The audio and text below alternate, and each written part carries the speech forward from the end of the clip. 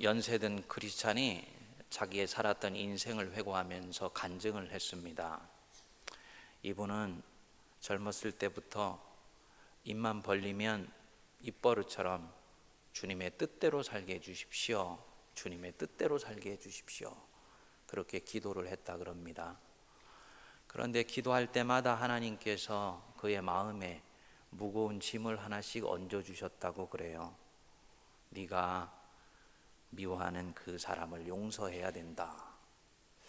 아마도 자신에게 큰 상처를 주어서 마음속에 지울 수 없는 어떤 한 사람을 놓고 주님이 말씀을 하셨던 것 같습니다. 이 사람이 기도했다 그럽니다. 하나님, 다른 모든 것은 다 주님 뜻대로 할 수 있지만 그것만은 주님 뜻을 따를 수가 없습니다. 그렇게 기도를 했다 그래요. 하나님이 평생토록 이 문제를 놓고 집요하게 간섭을 하셨다 그럽니다.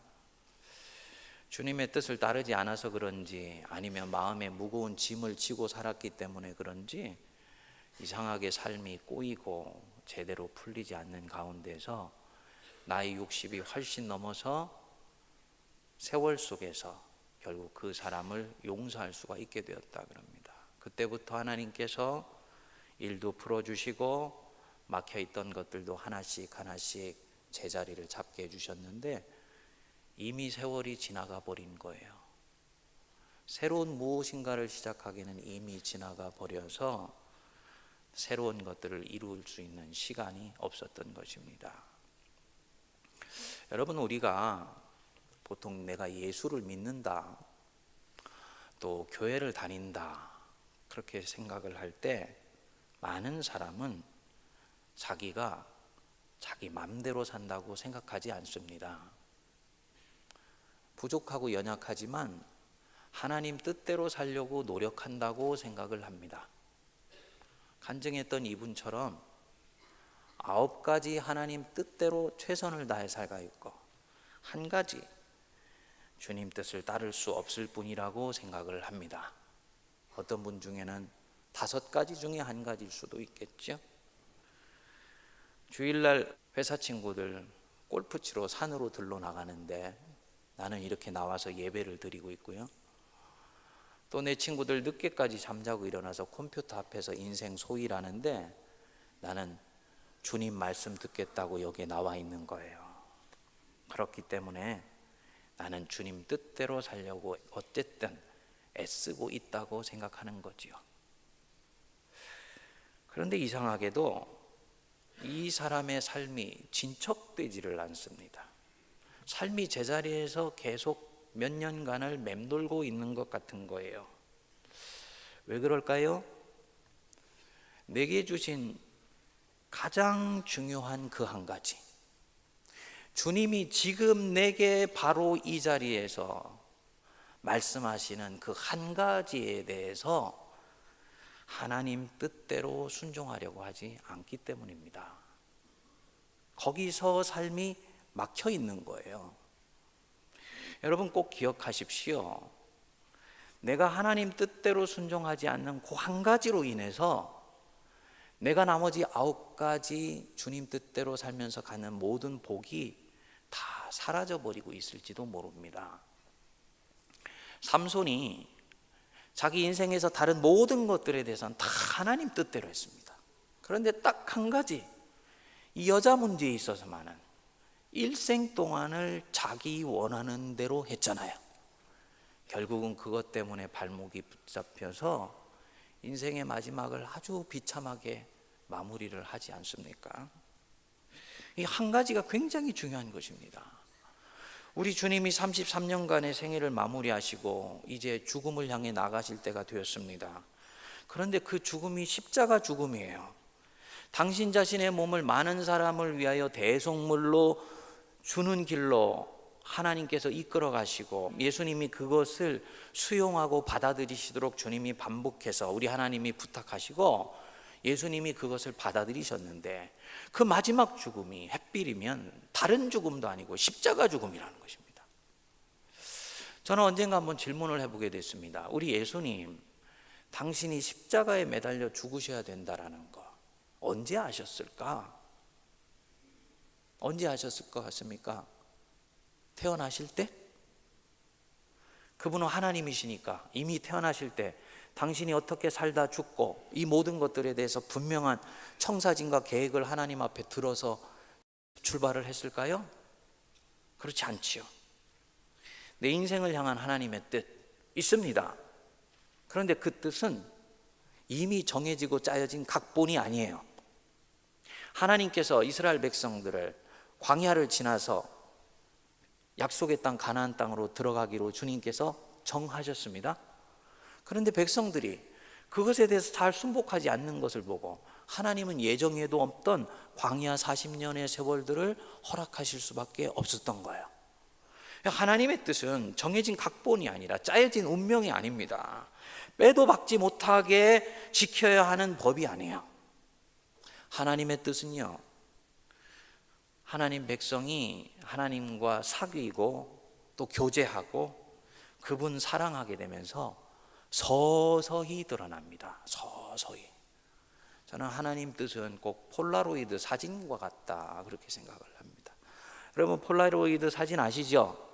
요거 찰칵 찍으면 그 사진이 톡 튀어나오잖아요. 그렇죠? 근데 처음에는 이것이 찍은 얼굴이 흐릿한데 공기 속에서 인화가 되면서 서서히 뚜렷해지거든요. 하나님 뜻이 꼭 이와 같아요.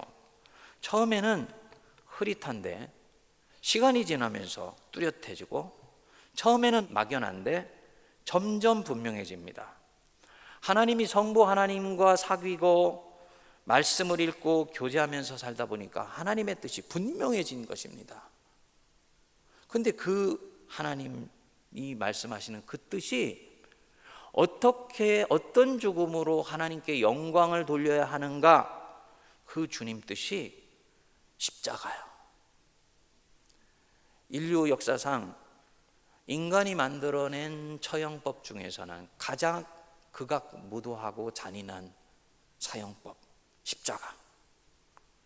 사람이 십자가 매달려서 죽게 되면 3일 내지 5일의 시간이 걸리는데 그 매달려 있는 시간 동안에 피가 빠져나가고 물이 빠져나가고 마지막에는 진해까지도 다 빠져나가서 그야말로 장렬한 태양 속에 메말라 죽어버리는 풀꽃처럼 티끌만큼도 에너지가 남아있지 않을 때야 비로소 숨을 거둔다는 거죠. 우리 하나님이 성자 예수께 이 죽음을 부탁하신 것입니다. 그 예수님이 이것을 하시게 되시고는 생각만 해도 몸서리가 쳐지시고 두려웠던 거예요. 저도 여러분도 지금 우리에게 향하신 하나님의 뜻이 무엇인지 여러분 아시죠? 멀리 있는 하나님의 뜻 알죠? 그렇죠? 그의 나라와 그의 의를 구하는 것, 멀리 있는 하나님의 뜻, 큰 그림에서 내게 향하신 하나님의 뜻이에요. 그렇죠?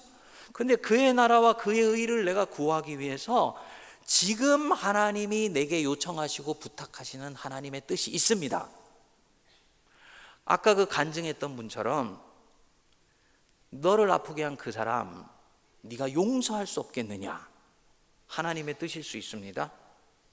어떤 사람에게는 너는 왜 끊임없이 네가 가지고 있는 계획과 청사진 내게 들고 와서 그것 이루어지게 해달라고 기도하냐, 내가 너에게 가지고 있는 계획에 대해서는 왜 너는 한 번도 들으려고 하지 않느냐, 이렇게 되물어서 그것에 응답하기를 원하는 것이 하나님의 뜻일 수도 있고요. 어떤 사람에게는 그의 나라와 그의 영광을 위해서 달려가는데 반복해가지고 나를 죄짓게 하고 실족하게 만드는 게 있는 것입니다. 입술로 죄를 짓는 거예요.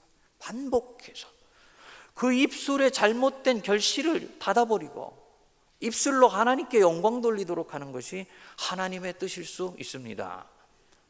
어떤 사람에게는 자존심이 너무너무나 강해요. 교회 일들 열심히 하고 그렇지만은 다른 누군가에게 있어서 자기의 마음에 자존심 상하는 일이 있으면 감당할 수가 없어서 결국은 혈기를 부리고 그것 때문에 하나님의 일을 그르치는 거예요. 너 그 자존심 하나님 앞에서는 내려놓을 수 있어야 된다. 그게 하나님의 뜻일 수 있는 거죠. 여러분들에게 반드시 그것이 있습니다. 그리고 그것을 하나님이 알려주세요. 예수 믿지 않는 사람에게, 다시 말씀드리면 교회를 다니지만 그 마음의 중심에 예수가 없는 사람에게는 강간무소식일 수 있습니다. 그렇지만 하나님의 영 성령이 내 안에 들어와 있는 사람에게는 내 삶의 걸음이 한 걸음 두 걸음 진척하고 진보하고 확장되고 발전하는 데 있어서 막힘이 되고 문제가 되는 부분들이 있으면 주님은 기도 속에서, 말씀 속에서, 다른 누군가의 권면을 통해서, 환경을 통해서 반드시 내게 가르쳐 주십니다. 저에게도 있습니다. 하나님이 저에게 있어서 뭔가 지금 걸려 있다는 부분이 있다는 것을 얼마 전에 말씀을 묵상하는 동에 깨우치게 해주셨어요. 그래서 성도들에게 다 이런 부분들이 있습니다. 제가 속이 상한 것이 우리 성도들이 예수님을 믿음에도 불구하고 어찌 그리 고집스러운지 몰라요. 다른 거 다 열심히 하기 때문에 그런 것인지, 너 그때도 그 네 뜻대로 하려고 하는 거 제발 좀 멈출 수가 없냐?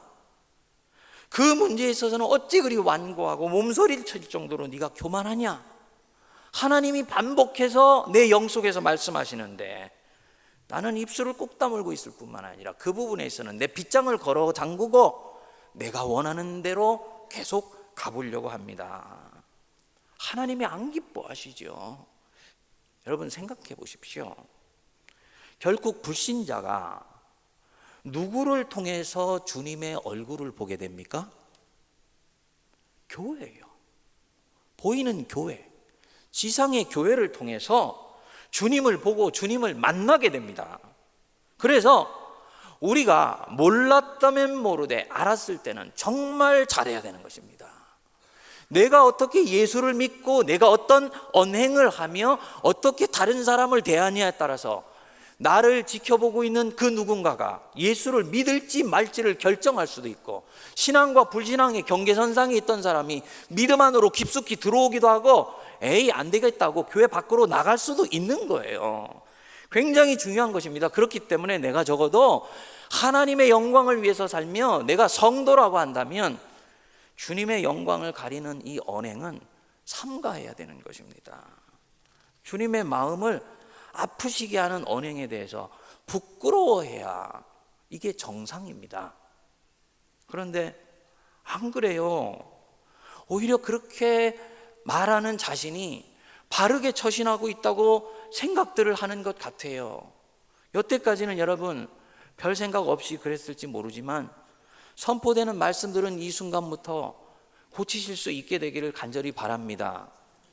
아니면 주님이 책망하세요. 오늘날 한국 교회가 이런 부분들 때문에 얼마나 몸살을 앓고 있는지 모릅니다.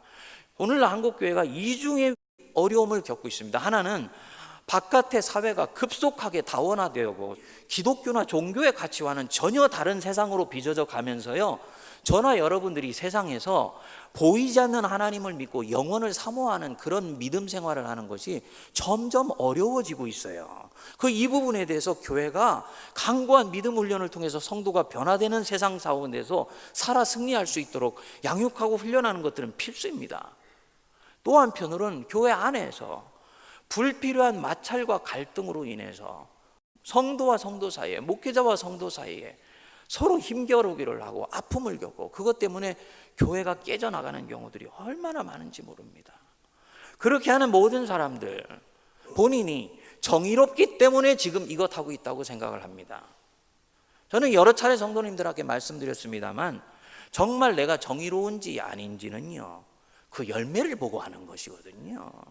처음에는 정의롭게 시작하고 가려진 것을 반듯하게 드러낸다고 시작을 했는데 5년 10년을 지나고 보니까 교회가 완전히 빈깡통이 되어버리고 2,000명 3,000명이 되던 교회가 200명 300명만 남아있는 거예요.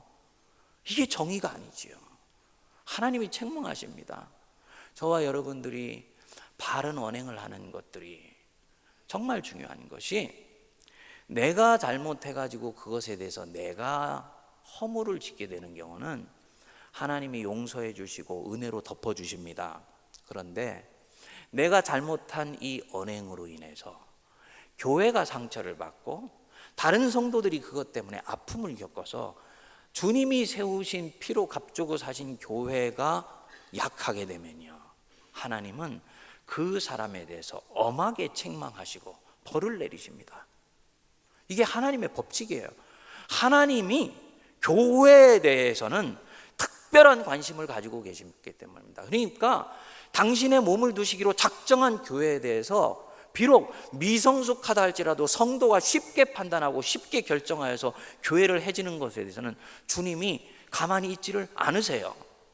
우리가 광야 시대에 보면은 모세 시대에 주일날 별 생각하지 않고 대수롭지 않게 생각하고 주일 성수 안 하고 땔감 구하러 나갔다가 결국은 모세에게 발각되는 사람이 나오지 않습니까?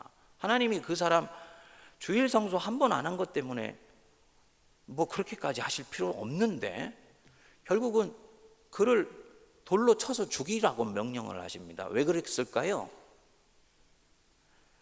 광야 시대 이스라엘 백성들은 이스라엘 공동체가 하나님의 인도하심 속에서 확고히 공동체가 세워져 가는 바로 그 단계입니다. 그렇기 때문에 한 사람의 언행이 이스라엘 공동체 전체에 강력한 영향을 미칠 수 있다는 거죠.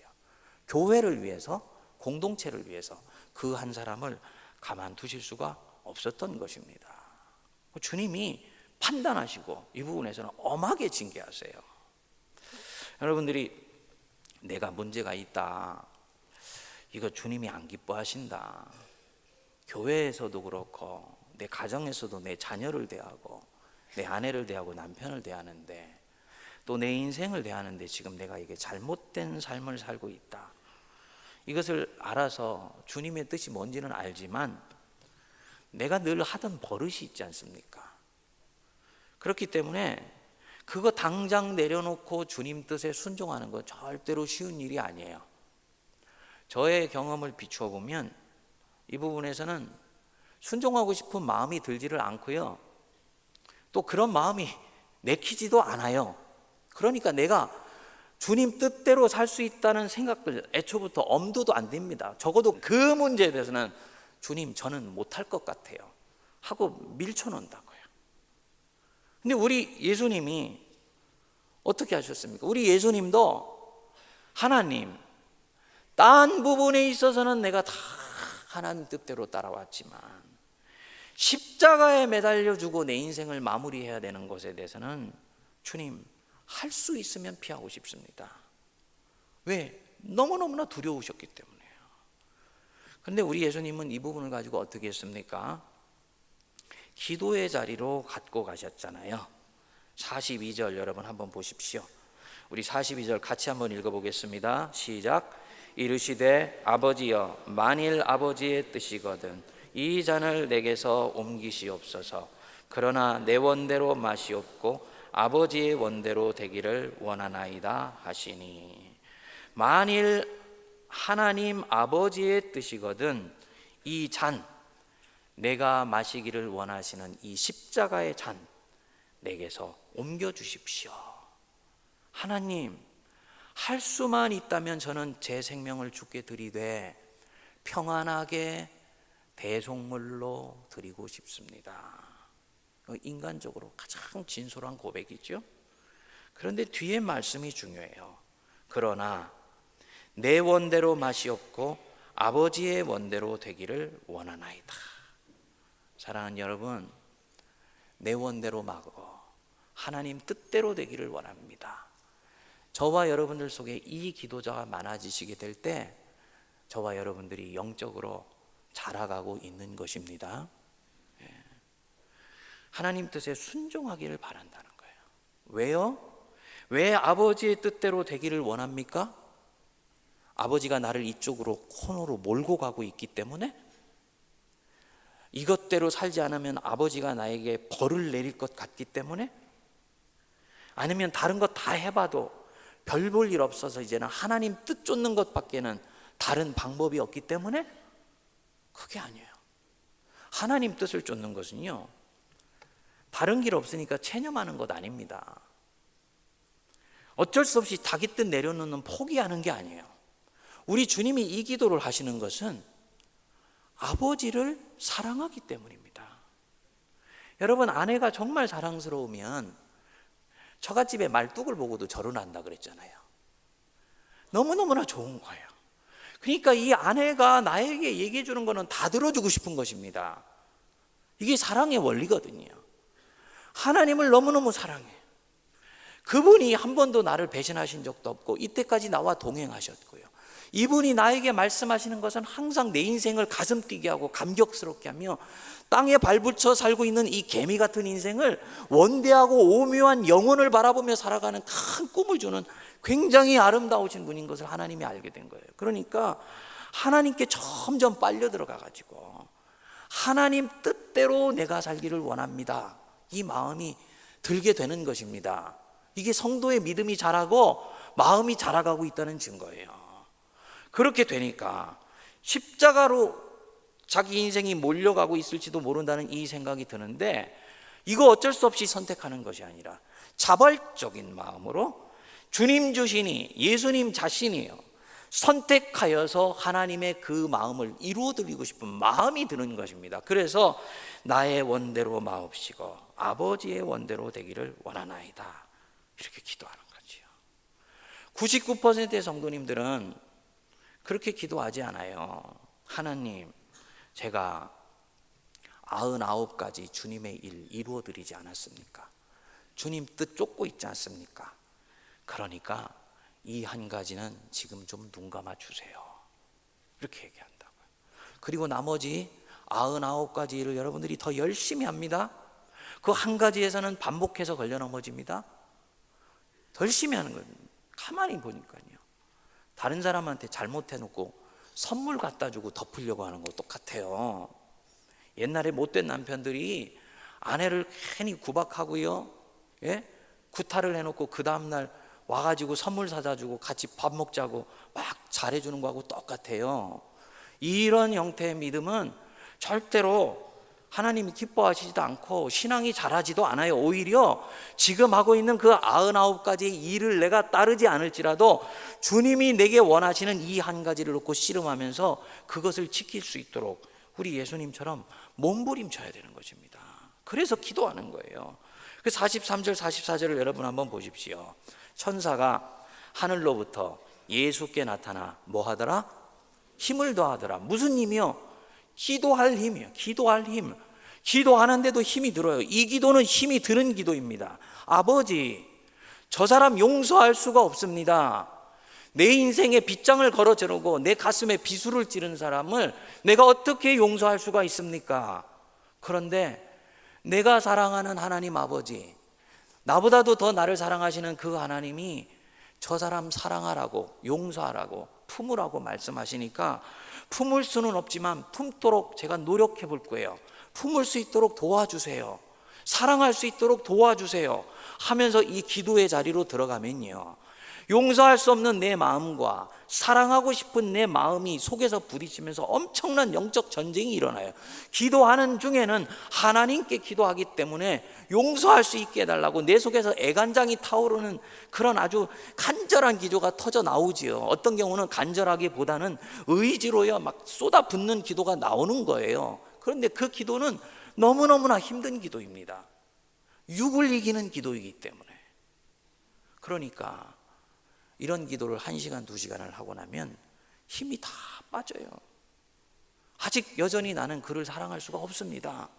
그러니까 천사가 나타나서 계속 기도할 수 있도록 힘을 북돋아주는 것입니다. 우리 예수님이 그 기도를 하셨던 것 같아요. 십자가 질 수 있게 해주십시오. 기쁜 마음으로, 자원하는 심령으로 주님 십자가 밑으로 들어갈 수 있게 해주십시오. 계속 기도하는 가운데서 나중에 너무나 간절히 기도하니까 몸에 있는 모든 피가 머리로 다 솟구치지 않습니까?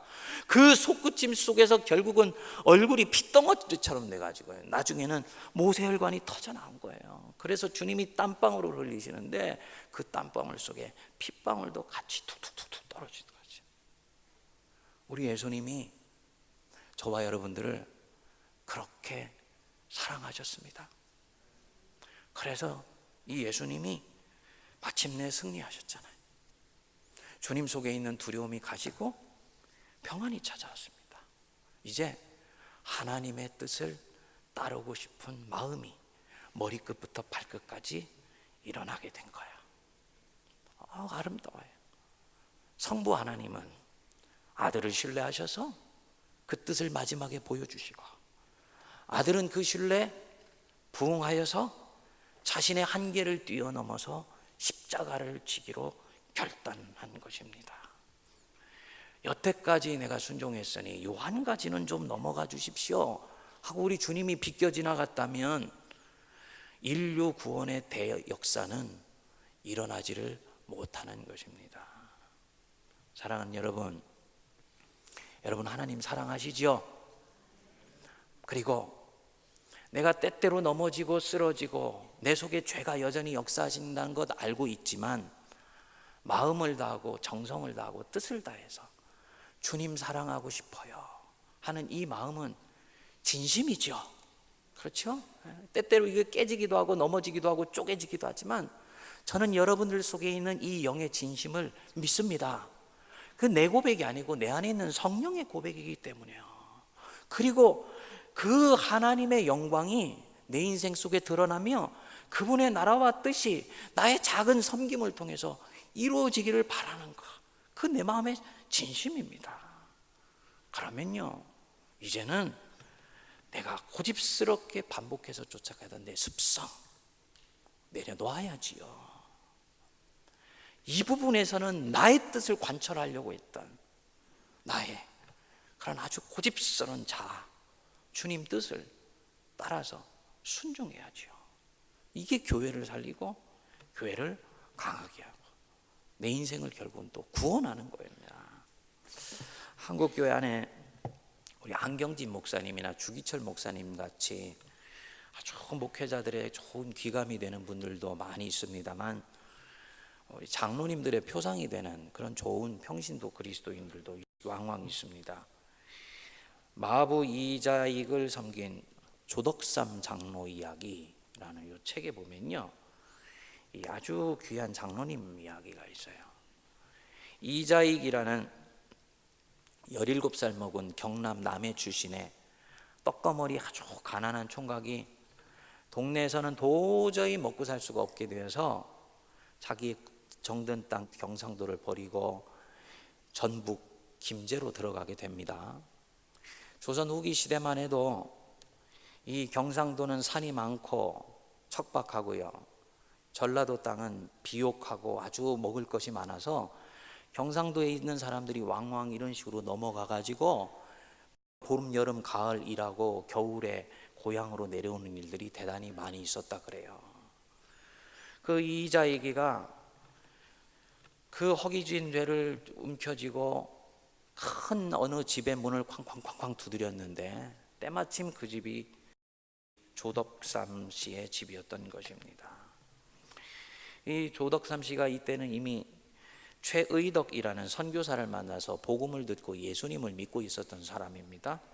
자기 집에 흘러들어온 꾀지지한 총각을 그냥 내보낼 수가 없어서 잘 먹이고 사랑방에서 재워주고 사정을 듣고 난 뒤에는 자기 집에 머슴을 삼아서 자기 말을 끌게 한 거예요. 주인의 말을 끌고 이곳저곳으로 다니면서 말씀을 듣고 교회를 다니면서 이 이자익 속에 복음이 들어가지고 예수를 믿게 됐습니다. 근데 가만히 주인 조덕삼이 보니까 이 이자익이 굉장히 총명하거든요. 그래가지고 천자문을 읽혀주고 공부를 시켜주었습니다. 이자익이 아주 총명했던가 봐요. 교회 학교에서 아이들을 가르치는데 아주 재미있게 잘 가르치고, 이 마부가 또 공부를 가르치니까 이 양반과는 달리 이 바닥 속에 있는 이야기들을 다 끌어내서 성경을 엮어서 얘기하니까 아주 사람들이 재미있게 들어서 이 조덕삼 씨와 이 이자익 이분의 그 섬김으로 인해서 교회가 빠르게 부흥했어요. 그래서 1907년에 처음으로 장로를 선출하게 되었습니다. 모두들 조덕삼 이분이 장로가 되리라고 생각했는데 그만 그 집안의 마부인 이자익이 장로에 선출이 돼버린 거예요. 교회가 난리가 났죠. 장례가 웅성웅성거리고 교회 뒤편에서는 난리가 났습니다. 이를 어째, 이제 큰일 났네, 교회 깨지게 되었네, 조덕삼 영수가 이제 교회 깨고 나가서 교회를 새로 세울 거야, 이런 얘기들이 이제 오가게 된 거예요. 이 당시 담임 목사였던 이 최의덕 선교사님이 가장 염려했던 일들이 일어난 것입니다. 그도 그럴 것이, 이미 서울 지역에서는 이 장로 선거를 했는데 양반이 안 되고 상민이 된 것을 놓고요, 양반들이 집단으로 그냥 교회를 나가버렸어요. 어떻게 내가 상민의 지시를 받을 수 있냐고. 그래가지고 서울에 M교회와 A교회라는 곳을 세웠습니다. 아직도 있는데 여러분들한테 말씀드릴 수는 없죠. 네. 이 사실을 이 최의덕 선교사님이 알고 있었기 때문에 교회가 지금 사단날 일이 생긴 것입니다. 이 지주 조덕삼이 장로를 발표하고 난 이후에 그 자리에서 손을 들고 자기가 말씀드릴 것이 있다고 발언권을 갖고 인사를 했습니다. 우리 금산교회 교인들은 참으로 훌륭한 일을 해냈습니다. 저희 집에서 일하고 있는 이자익 영수는 저보다 신앙의 열의가 대단히 훌륭한 사람입니다. 참으로 고맙습니다. 그리고 그 선교를 오히려 축복하고 세워준 것입니다. 당시로서는요, 혁명적인 행동이었어요. 여러분, 왜 속이 상하지 않겠습니까? 제가 조덕삼이라면 우라통이 터져가지고 그냥 나가버렸을 것 같아요. 보세요, 내 집의 머슴이에요. 자기는 양반이에요. 거기다 자기는 이 사람보다 먼저 믿었습니다. 나이로 쳐도 한참 저 밑에 자식뻘같이 여길 수 있는 사람이 먼저 장로가 된 것이죠. 속에 우라통이 터질 수도 있는데 그것을 다 삭히고요, 자기 감정보다도 교회를 더 사랑하고 하나님 더 사랑하니까 하나님의 뜻을 따른 것입니다. 오해 마십시오. 이자익이 조덕삼보다 먼저 장로가 되는 것이 하나님의 뜻이었다는 게 아니에요. 그것은 본인이 아직 잘 모를 수도 있고 납득하지 못할 수도 있지만, 이 선출 과정은 교인들이 자기와 함께 기도하고 진행했고 성령께서 역사하셔서 이 결과가 나온 것으로 믿고 받아들인다. 그리고 이것에 잘 순복하는 것이 교회를 건강하게 세우고 하나님의 영광이 내 인생을 통해서 이루어지는 일이라고 믿었기 때문에 그것을 하나님의 뜻으로 받아들인 것입니다. 놀라운 믿음이지요. 온 성도들이 이 발언을 듣고요, 아주 칭송을 했습니다. 동네 삽시간에 소문이 퍼졌다 그래요. 이 사람아, 상민들이 얘기했다 그럽니다. 교회에 가면 하나님 때문에 세상에 자기 집의 머슴을 섬기고 받드는 그런 교회가 있대. 소문이 삽시간에 퍼지면서 상민들이 교회에 몰려드는 일들이 생기게 된 것입니다. 그리고 이때부터 조금씩 이 소문이 조선교회에 퍼져나가서 양반이 선거에 떨어지게 되었다고 집단으로 교회를 깨고 나가는 일들이 이제는 없어지게 된 것입니다. 이후에 이 조덕삼이 이제 2년 뒤에 장로가 되는데요, 이자익을 평양신학교에 보내서 신학을 공부하게 하고 나중에는 공부 다 마치고 난 다음에는 금산교회 담임 목사님으로 모셔오게 됩니다. 그래서 경남 남해에서 먹고 살 것이 없어서 전부 김제로 흘러 들어간 가난한 떡거머리 총각이 나중에는 우리 교단의 총회장을 3번을 하고 지금의 대전에 있는 대전신학대학교를 세우게 됩니다. 머슴을 하면서 산전수전을 다 겪었기 때문에 사람들 마음속에 무엇이 있는 것을 아는 거예요. 그래서 이 이자익 목사님을 일컬어서 해결사라고 불렀다 그럽니다. 교회 분란이 일어나는 곳이 있으면 이자익 목사님이 닦아서 정리를 하면 1년 안에 깨끗이 정리가 되는 것입니다. 조덕삼 이 장로님의 손자가 여러분들도 아는 전 국회의원 조세영 씨인데, 이자익 목사 기념관 현판식이 한참 세월이 흘러가지고 있게 되었습니다. 그래서 그 손자 조세영 씨와 그리고 이자익 목사님의 손자 이교환 장로님이라고 고분자화학과 박사인데 지금은 연변과기대 교수로 가 있습니다. 두 분이 그 현판식에서 만났습니다. 이교환 장로님이 조세영 장로님을 보고는 90도로 인사하면서 손을 붙들고 말씀을 드렸다 그래요.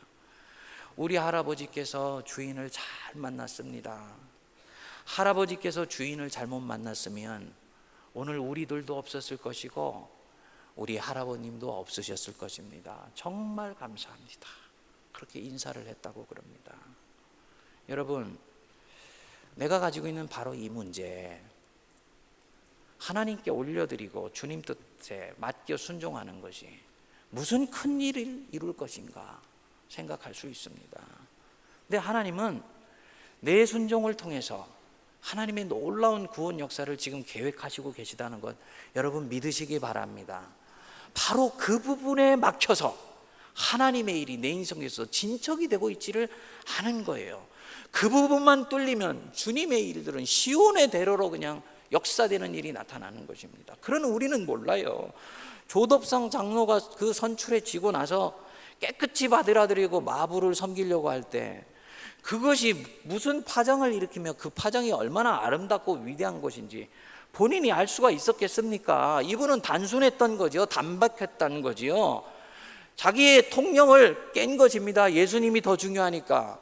전통도 자기 안에서 무너뜨렸어요. 예수님의 일이 이루어지고 하나님의 일이 이루어지는 것이 더 중요하니까 주님 뜻대로 순종한 것입니다. 그런데 그것이 조선교회 풍토를 바꾸고 상민이 교회 아무 불편함도 없이 몰려 들어와서 선교가 결정적으로 진전되는 계기를 만들었던 것입니다. 여러분, 오늘날 우리는 뭘 믿고 있습니까?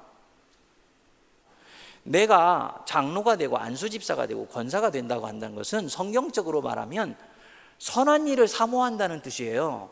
더 큰 십자가를 지겠다라는 자기 자신의 부르심에 대한 응답입니다. 이것은 명예가 아니에요.